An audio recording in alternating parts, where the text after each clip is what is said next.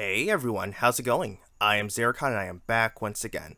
Last week, I watched the Transformers movie for the first time. No, not that one, this one. I already talked about that one.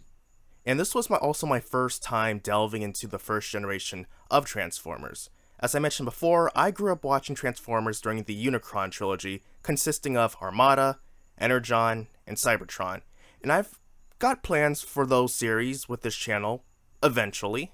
But I was interested and finally watched this movie, so I decided, you know what, let's watch this, and I wanted to share my thoughts on it. And I suppose I should give a spoiler warning, but then again, the movie is older than me, so it doesn't really matter so much. Now, as a whole, I enjoyed this film. It's by far the best Transformers movie I've seen. Not that it's hard to achieve that, considering the lineup of contenders, but it is a good movie. The animation and art are great, and the general plot is enjoyable. For the most part, the pacing is relentless, and with one or two exceptions, it doesn't get bogged down by any pointless side plots in like a certain Transformers film. And that's something I should mention. The film was probably 60 to 70% action scenes, which I loved. No stupid human scenes or exposition, just good old Saturday morning cartoon action. However, there were fade-outs to black like it was being cut to commercial, which is odd since this isn't another episode, it's a full-length movie. I have to give the writers credit for killing off Optimus Prime, especially early on in the film. Heck, they didn't even resurrect him. And as far as I know, he was brought back in Generation 2, but to keep him dead for such a period of time is pretty ambitious. It's not too hard to imagine him getting killed off these days, but for a young boy in 1986, this would have been a huge impact. Heck, going for a double kill with Ultra Magnus not long after was pretty intense, though he was brought back later on in the film. The voice acting is overall good, and I really thought that Orson Welles did a fantastic job with Unicron, even more so considering that he did not like the role.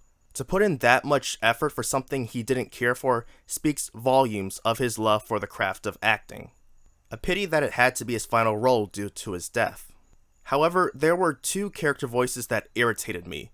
Blur and this leader of rogue Transformers that watched too many commercials. No, seriously, he speaks the way he does because he watched too many commercials from Earth. But before the G1 fans get their pitchforks and come after me, the problem I have with these characters is that they talk too fast. I can give Blur a little slack because I can at least understand what he's saying, for the most part. His speedy dialogue still rubbed me the wrong way though, even though I know it's part of his character. The rogue Transformer was a complete mess though. I didn't even realize that he was speaking English until several scenes later that he featured in. And when I did realize he was speaking English, I still rewinded his lines several times to try to understand what he was saying before giving up altogether and continuing with the movie. Speaking of irritating things, while my biggest pet peeve of Transformers is in this movie, at least the scenes with Spike were minimal, or rather minimal enough to not be a huge problem. Another thing that I like about the film is that even though there's a MacGuffin, it's not something that's new that has to be found and explained. The Matrix of Leadership has already been established in the canon, so it's not like the Autobots have to go on a quest to retrieve it. It's merely get to Cybertron and defeat Unicron.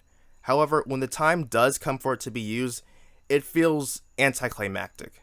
Unicron is Deus Ex Machina to death, and while I acknowledge that this is a kid's film, the build-up that was given felt like there was no payoff later on. Though I suppose that it explains why Unicron was so scared of it when it could so easily defeat him. One of my biggest complaints that I did have was the overabundance of licensed music during the film. It felt so out of place, and I'm not even talking about the artistic dissonance you get when you mix a children's nursery song with a serial killer using a butcher's knife on a sleeping family. The music just didn't belong. I'm going to assume that this decision was just a product of the 80s where you had that type of music going on in movies like Back to the Future and Karate Kid. And that's really all I have to say about the movie. While I had my complaints and nitpicks, it was an enjoyable film. Watching it really gave me more of an interest in watching the G1 series, which is something I've wanted to do for a while. But this is the definitive Transformers movie. Nothing has come that will outperform this film. Watching it showed me even more how much Michael Bay and his crew butchered what could have been a great film series. But that will do it for today. Thank you very much for taking the time to watch this video. Let me know if you've seen the movie and your impressions on it. Did you see it when it came out? Also, let me know what, if any, Transformers series you've watched. So, until next time, everyone, I am Xeracon signing off. Have a good one.